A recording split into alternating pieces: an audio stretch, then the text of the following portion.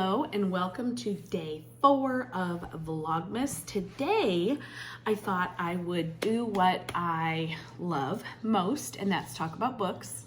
I know you know. I wanted to give you a list of some of my favorites. Also, there's some that are on my wish list that I don't actually own, but because of the maker, the publisher of the book, I just know they're good. And then some are a group of books written by authors that kind of go together. So I'm going to talk about my top 12 that I either love already, want to have in my classroom, or are just now, am just now sampling and have in my classroom new, or am going to take in next week. Sorry, today's Friday. So I will start with my list, and it's in no particular order. I took some notes on some things that I wanted to remember to say. Because it's Friday and I'm very tired, I did not want to walk upstairs and get the books. Some of them I have home still because they're chapter books that I'm just not going to have time to read. And they're my teacher copy, and I don't put them out for my kids. Some of them are at school, and some I don't even own. So I decided that I would do pictures right here of the books instead of holding the ones that I do own. So here we go. Book number 1 is National Geographic Christmas, 300 Weird Christmas Facts. And I thought that would be pretty cool. My kids absolutely love these books, and I thought that this would be a great addition to my collection. The second book on my list is called The Christmas Wish. It is by Lori Everett, and it is absolutely beautiful. This is one that I've seen in bookstores, but I just haven't bought, and I don't know why. It's a beautiful book. It's on my Amazon wish list now, so probably it'll be in my cart very soon. Anyway, it was published in 2013, and the thing that I love the most about it is the real pictures. So it's a little girl, can't remember her name, but she wants to be a Santa's elf. And so she lives up in the far, far, far north, and she meets along her journey. She leaves her family a note and says, I'm going to find Santa and become one of his elves. She leaves her home and runs into a polar bear, a reindeer, a bird, and the animals and the pictures are absolutely gorgeous. And this little girl, oh my gosh, she is stinking cute. And so I really would love to have this book in my collection. It's just really nice. It's mostly about just the wonder of the season, and I love that it incorporates the animals and things like that. Okay, as per the usual, I'm talking quickly, but I'm saying too much. So I'm gonna try to hurry this up. This next book, number 3, is called The Christmasaurus, and it is a great book. It was published in 2020, and the author is Tom Fletcher, and he is a singer-songwriter and a YouTuber. And this is, I think, his first attempt at a book. I'm not positive about that. And it's so good. It's so cute. I read this one, well, I guess it was a year and a half ago-ish, about Christmas time. And, well, it says 2020, so maybe it was last year, Christmas time. I don't know. It's Friday. Anyway, this book was great. It's about a little boy, William Trundle, and he wishes for a dinosaur for Christmas. And it sounds a little childish. It is, but it's not. Like, the story itself is not. My 3rd graders would absolutely love it. 2nd graders would love it. 4th graders would love it. Anywhere about that 7 to 10 range would absolutely love this story. Great illustrations on the covers. I think, if I'm remembering, there are some pictures throughout the book, black and white, but they're gorgeous, and it's just really great. Book number 4 is actually a trilogy. So am I cheating? Maybe. I don't know. But this trilogy is possibly my all-time favorite Christmas books of all time. I just said all time a couple times. Anyway, the author, Matt Haig, has written A Boy Called Christmas. And that book has been made into a movie on Netflix. And oh my gosh, they did a phenomenal job. We just watched it with our kids this weekend. Were all our kids here? Both? I can't remember. I think it was just Katie and Kayla. Anyway, it was a wonderful making of the movie, but the book is just amazing. Matt Haig is such a gifted writer. So, A Boy Called Christmas, The Girl Who Saved Christmas. I'm currently reading that in class to my third graders, and they love it so far. Anyway, we're only on like chapter 3 or 4, but it's so good. His writing style is just amazing. And the last book so far in the Christmas trilogy is Father Christmas and Me. And that takes off right where the second story ends, more or less. But they do go in a chronological order. However, you do not have to read book 1, A Boy Named Christmas, before you read book 2, The Girl Who Saved Christmas. So there's that. Their publishing dates were from 2016 to 2018, and I would highly, highly recommend them for a family read. Anybody 1st through 5th, 6th, 7th, you know, I'm old, I loved it, grade would really enjoy. The 5th book in my list of 12 is called The Little Red Sleigh. It was written in 2020 or published in 2020 by Aaron Gwendelsberger. I hope I said that right. Aaron, sorry if I didn't. Anyway, this book is very cute. It is about a little red sleigh who aspires to be Santa's sleigh one day.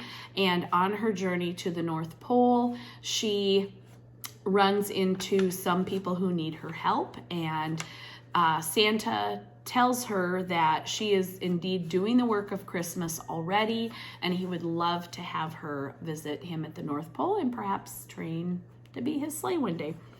The next one that I wanted to talk about is actually also 3 books. And there's many more in the series, but these were the 3 that have to do with Christmas. So I have this one, How to Catch an Elf. Super cute, super simple. The kids love to sit down with this book and read it. And then there's How to Catch a Gingerbread Man and How to Catch a Snowman. Now, these last 2 I have not actually read, but they're in the same kind of sing-songy, rhyming that the first one is, and they're cute. The kids really like those. The next one, and I don't have any idea what number I'm on, but I promise I counted to 12, so there's that. Also, I only counted the trilogy as 1. So, the next one is The Pug Who Wanted to Be a Reindeer. I just got this in the mail yesterday, so when you're watching this, this video will be up tonight. So I got it yesterday and I'm already like, 3 or 4 chapters in. It's super cute. It's about a pug who wants to be a reindeer. So that's about all I know because I'm not that far into it yet. But chapter book, super cute, and I can't wait to finish it this weekend.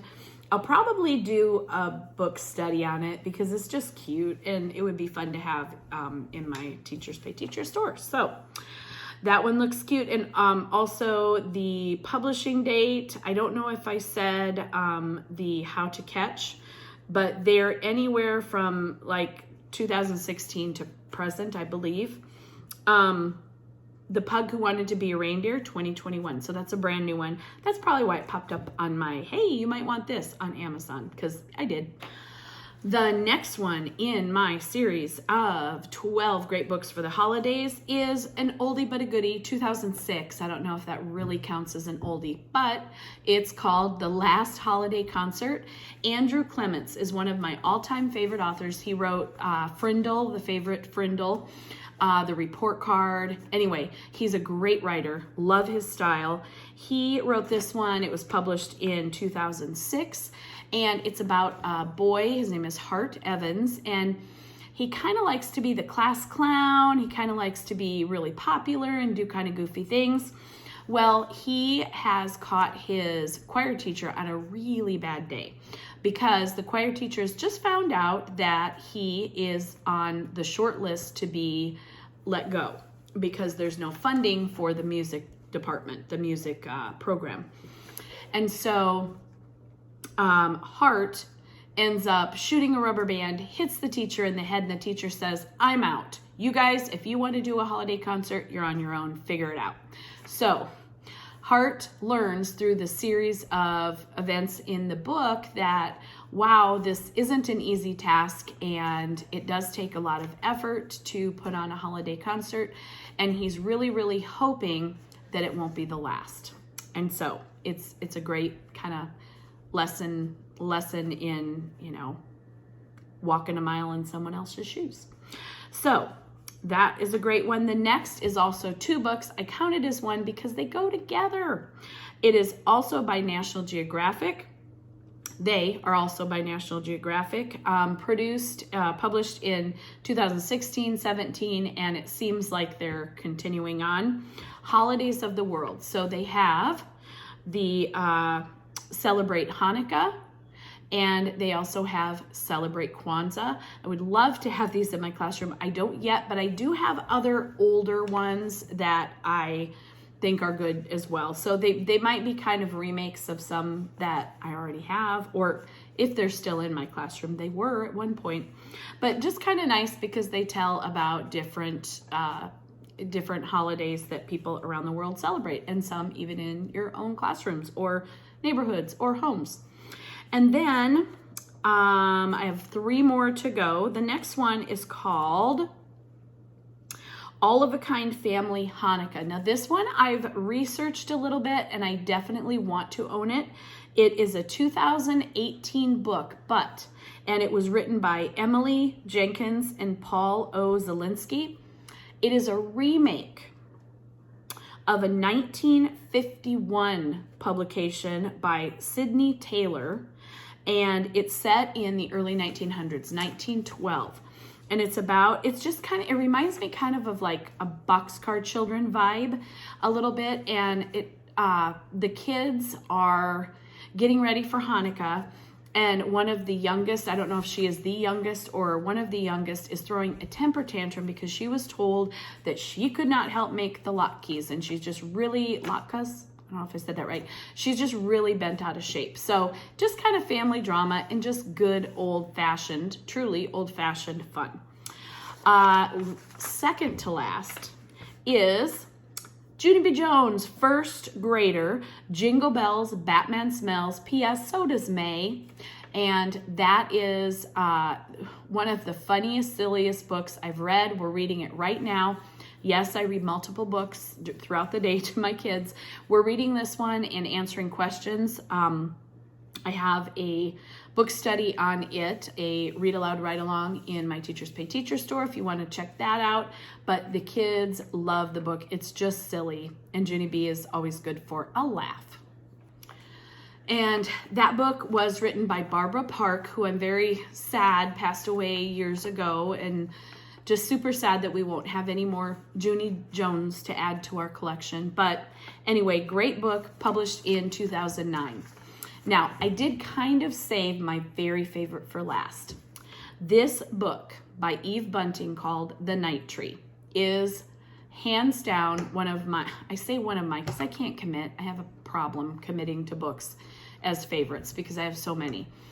One of the most beautiful, wonderful stories ever. If you know Eve Bunting's works, she has got so many amazing picture books. I believe she has chapter books as well, but they wouldn't be appropriate for my 3rd graders. I could also have her confused with someone else. But The Night Tree is about a family, and as you start reading, they're loading up their truck with all kinds of Christmassy kinds of holiday things, and they're going out to the woods and they're gonna find a tree. And so they have like Christmas drinks, hot chocolate, and they're all excited and they're gonna go find their tree, and oh, this is gonna be so much fun. Well, the assumption would be that and I hope, okay, spoiler alert, if you have a kiddo watching and you don't want to know how it ends, then please stop here. Anyway, the family goes out to the woods and they find their tree. Then they proceed to decorate the tree with all kinds of edible, like the popcorn strings and cranberries, and they put out a feast for the animals, and it's so amazing. And then they sit on the ground and they sing Christmas carols, and they just have a wonderful time as a family watching the animals enjoy their Christmas. And oh my gosh, I just love it so much. It's one of my just all-time favorites, and the kids every year I read this just love it. Now, I hope I can find my copy at school, but if not, I have gone on YouTube in years past, and you can usually find a reading of them or a story line online, I think is what it's called. They might have a copy of it. I can't remember. But anyway, try that. Don't panic if you can't get it in time on Amazon or at a bookstore. Anyway, love it. That is one of my all-time favorites. Can't wait to read it again this year. And you can always pair it with a cool craft. One year we did it's hard with peanut allergies, but you can take pine cones or like the toilet paper or paper towel rolls, just chop them into half or thirds, roll them in peanut butter, and then roll them in birdseed. And then the kids have a way to take home their own holiday decoration for the animals to enjoy. So I hope that you enjoyed some of my Christmas favorites. If you have some that I didn't mention, and I'm sure you do because seems like a bajillion Christmas and Hanukkah and Kwanzaa and all the holiday books, and a million that I haven't even touched on. So if you have favorites, please leave a comment in the description or under the description or wherever it shows up on the feed, and let me know some of your favorites, because I always love great new book ideas, because then I have a reason to go buy them at bookstores and on Amazon and all the places. If you enjoyed this video, please give it a thumbs up. Consider subscribing to help me grow my channel, and I will see you next time. Goodbye.